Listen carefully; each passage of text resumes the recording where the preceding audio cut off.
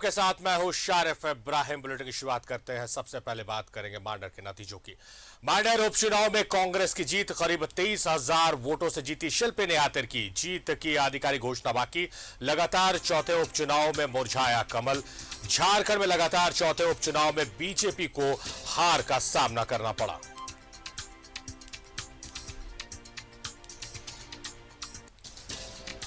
तो बताया कि मांडर उपचुनाव के नतीजे आ गए हैं। 23,000 से भी अधिक मतों से शिल्पी नेहातिर की ने जीत दर्ज की। हालांकि आधिकारिक घोषणा होना भी बाकी है।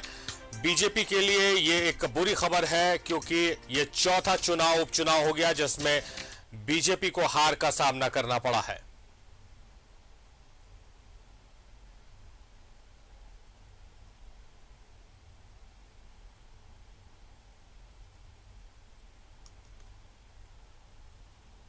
तो मांडर उपचुनाव के नतीजे आ गए। हालांकि आधिकारिक घोषणा भी नहीं हुई, लेकिन जो जानकारी आ रही है कि 23,000 से भी अधिक मतों से शिल्पी नेहातिर की ने जीत दर्ज की है।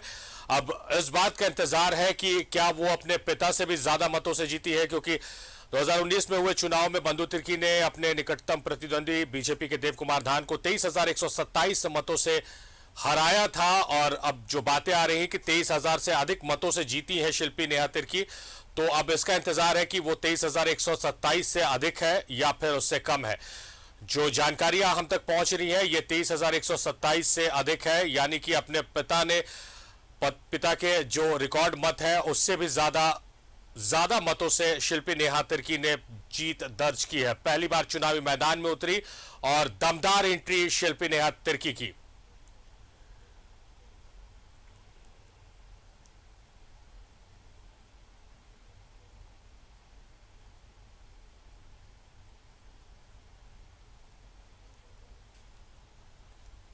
और सूबे में 5 उपचुनाव हुए और पांचों में, माफ कीजिएगा, 4 उपचुनाव हुए और चारों में बीजेपी को हार का सामना करना पड़ा। चाहे वो हम मधुपुर उपचुनाव की बात करें, बेरमो उपचुनाव की बात करें, दुमका उपचुनाव की बात करें या फिर अब मांडर उपचुनाव की बात करें।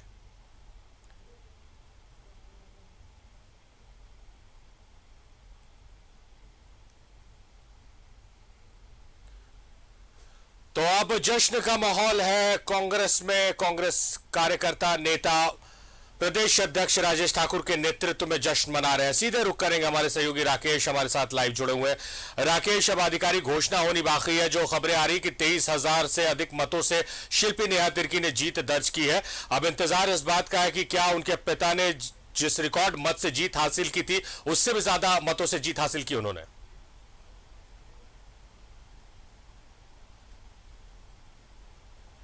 बिल्कुल, देखिए तीसरे राउंड से ही लगातार कांग्रेस जिस तरीके से अपनी बढ़त बनाती रही वो लगातार आगे भी चलता रहा।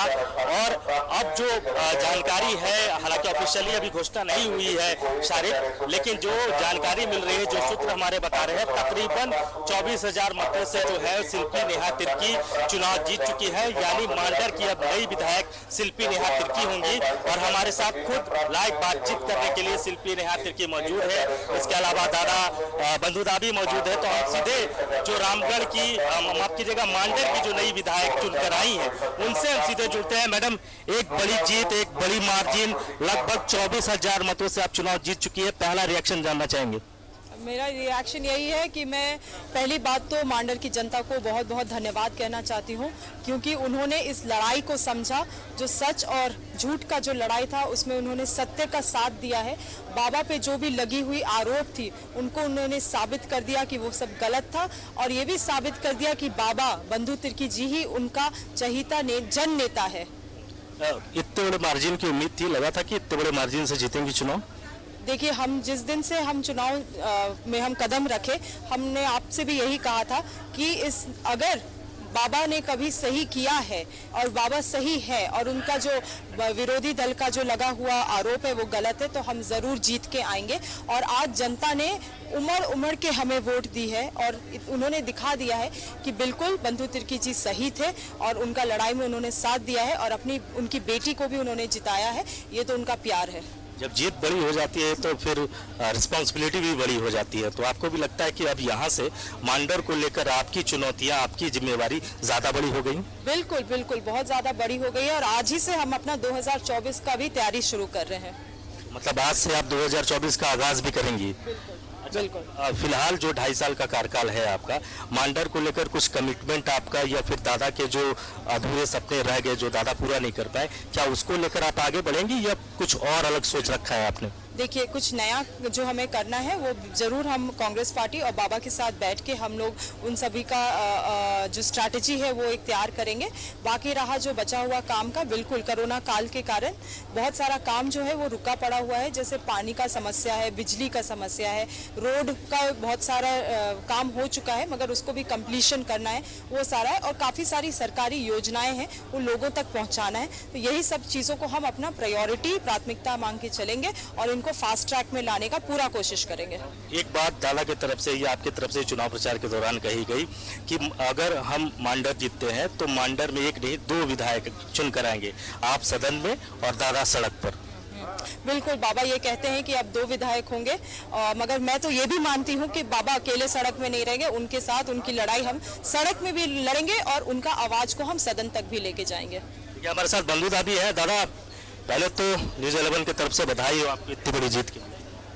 देखिए, सबसे पहले मैं मांडर विधानसभा के तमाम मतदाताओं के प्रति और महागठबंधन के नेता आदरणीय सोनिया गांधी जी, राहुल गांधी जी, प्रदेश के मुख्यमंत्री हेमंत सोरेन जी, दिसुम गुरु शिबू सोरेन जी और हमारे कांग्रेस पार्टी के प्रदेश अध्यक्ष राजेश ठाकुर जी और हमारे विधायक दल के नेता आलमगीर आलम के प्रति और साथ साथ जितने भी महागठबंधन के कार्यकर्ता हैं, नेता हैं, उनके प्रति मैं आभार व्यक्त करता हूं। ये जीत ने ये दर्शा दिया कि सरकार के कामकाज में जनता ने मोहर लगा दिया। दूसरी बात मैं कहूंगा कि जिस भारतीय जनता पार्टी के नेताओं के द्वारा फर्जी तरीके से PIL कराकर बिना कोई दस्तावेज, बिना कोई प्रूफ पे जिस तरह मेरे साथ में हुआ, ठीक है, कोर्ट के आदेशानुसार हुआ, लेकिन जिन चीज़ों को फर्जी किया गया, इसको मांडर विधानसभा की जनता ने उनके मुंह में कालिक पोतने का काम किया, उनको करारा तमाचा मारने का काम किया। और भारतीय जनता पार्टी को ऐसे मैंने जिसको कहा जाए कि ऐसा मैंने इस तरह की राजनीति से बाज आनी चाहिए उसको, मैंने जिस तरह से उनका मैंने कि सिर्फ और सिर्फ एक दूसरे को आरोप प्रत्यारोप कोई मुद्दा के नाम पर नहीं, झूठा वाला जो करते हैं, जैसे बाबूलाल मरांडी हो, दीपक प्रकाश जैसे बड़े नेता भारतीय जनता पार्टी के लोग, जिस तरह का चुनाव प्रचार में जो आरोप लगा रहे थे, अगर वो कोई मुद्दे वाली बात करता तो हो सकता है कोई जीतता, वो कैंडिडेट उसे सीखता और उसी एंगल में काम करता। लेकिन इन चीज़ों में ना बात करके फालतू फिजूल की बात करा करके वहाँ जिस तरह जिन बातों को लेकर लाया गया है, मैं तो आश्चर्य रह गया। बाबूलाल जैसे के मुंह से व्यक्तिगत आरोप दीपक श्रीवास्तव जैसे लोग ने इस तरह की बात को लाया।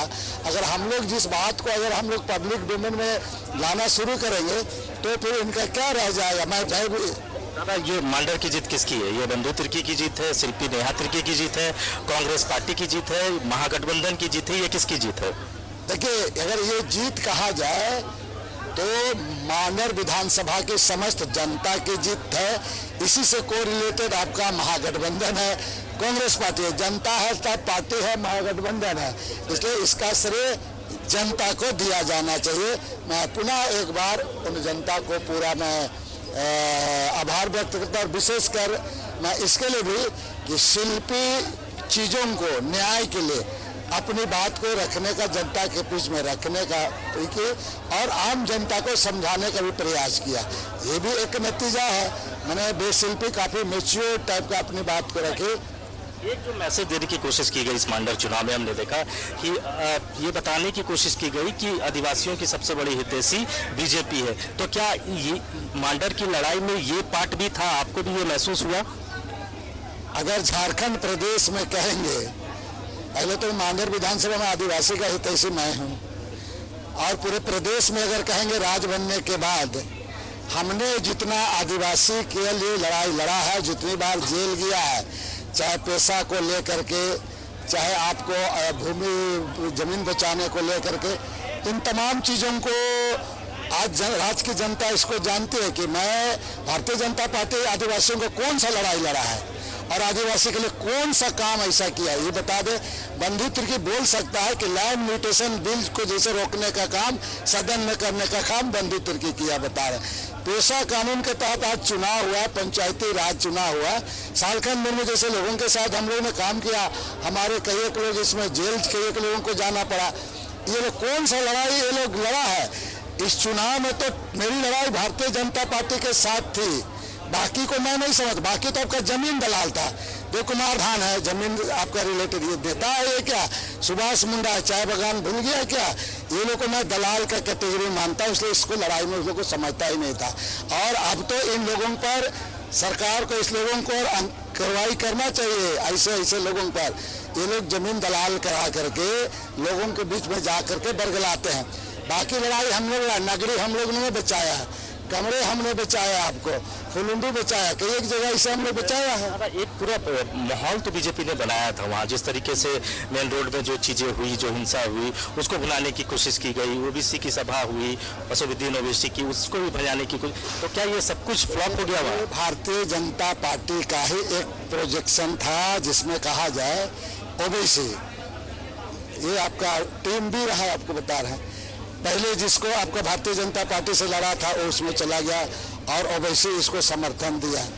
अच्छा हमको मालूम था, लेकिन जिस तरह के वहाँ की जनता, जो हमारे मुसलमान भाई लोग 2019 में थोड़ा बहुत चूक हो गई थी, उन लोगों को मैं समझ चुका था कि इस बार उसका पुनरावृत्ति नहीं करते। ये लोग कुछ समझ चुके थे इसके लिए, और इस चीज़ों को मैं समझ रहा था इसके लिए। तब है कि बाकी जो पार्टियाँ था सभी लोगों को सिर्फ और सिर्फ बंधु तिर्की को हराओ अभियान में लगा हुआ था, बता रहे बंधु तिर्की हराओ अभियान। Sharif, back to you.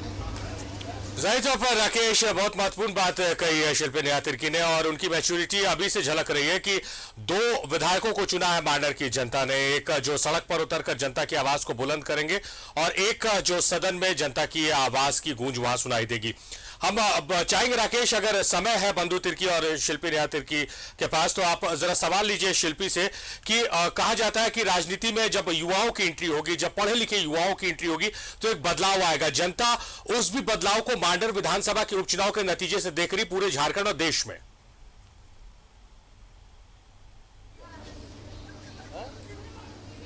अब एक सवाल है जो मेरे एंकर की तरफ से पूछा जा रहा है कि जब युवा, पढ़े लिखे युवा आपकी तरह जब राजनीति में आएंगे, तो क्या राजनीति की तस्वीर बदलेगी? कुछ आपको भी ये लगता है?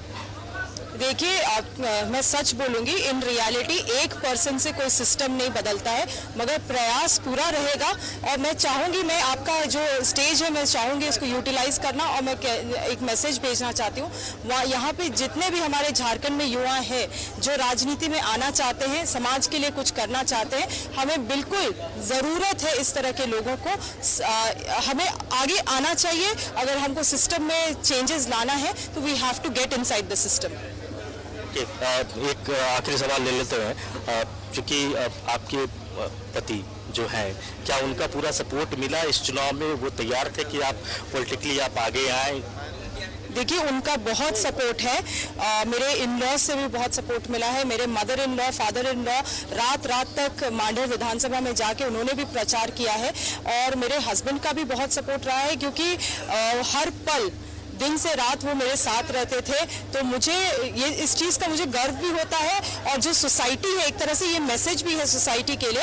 लोग कहते हैं कि महिलाओं को आगे नहीं आने दिया जाता है, ये मेरे लाइफ में तो बस पुरुष है, जैसे मेरे बाबा, मेरे हस्बैंड, अगर ये आज नहीं होते थे, इनका विश्वास मेरे ऊपर नहीं रहता था, तो मुझे नहीं लगता है कि इतना हिम्मत में कभी आता। तो मैं इनको पूरे दिल से मैं धन्यवाद कहना चाहती हूँ। अब स्ट्रेन जो है विधानसभा का, महिला के अगर बारे में बात करें तो आप इंक्लूडिंग यू 11 महिला विधायक हो गए, अपोजिशन को जोड़ दे तो एक बड़ा मैसेज वहाँ। हाँ बिल्कुल, मैं बहुत ईगर हूँ अपने महिला विधायकों से भी मिलने के लिए। मुझे लगता है एक तरह से हम महिलाओं के लिए भी अब एक आवाज़ बन सकेंगे। उनका तो आवाज़ है ही, बहुत लोगों को मैं मिली भी हूँ, बहुत अच्छे पर्सनालिटीज़ है वो, और मुझे लगता है साथ में मिलके हम और ज़्यादा अब बुलंद आवाज़ बन पाएंगे। बेहद कॉन्फिडेंट है शारिफ, और उन्होंने साफ तौर पे कहा है कि महिलाओं की आवाज को और मुख्यता से और मजबूती के साथ विधानसभा के पटल से उठाने का काम करेंगी। और ये लड़ाई यहीं नहीं रुकेगी, 2024 को लेकर भी एक तरीके से आज से ही इन्होंने आगाज भी कर दिया है। शारिफ, राकेश, बहुत महत्वपूर्ण बात शिल्पी नेहा तिर्की ने कही है कि आप सिस्टम को कोसने का आपको अधिकार नहीं है। अगर आपको सिस्टम में बदलाव चाहिए तो गेट इन द सिस्टम और चेंज के गवाह आप बनिए। बहुत शुक्रिया आपका, बहुत शुक्रिया बंधु तिर्की जी का, और बहुत शुक्रिया शिल्पी नेहा तिर्की किया जो विधायक है मांडर की, उनका बहुत शुक्रिया कि आप लोगों ने समय दिया और महत्वपूर्ण चर्चा में हमारे साथ जुड़े।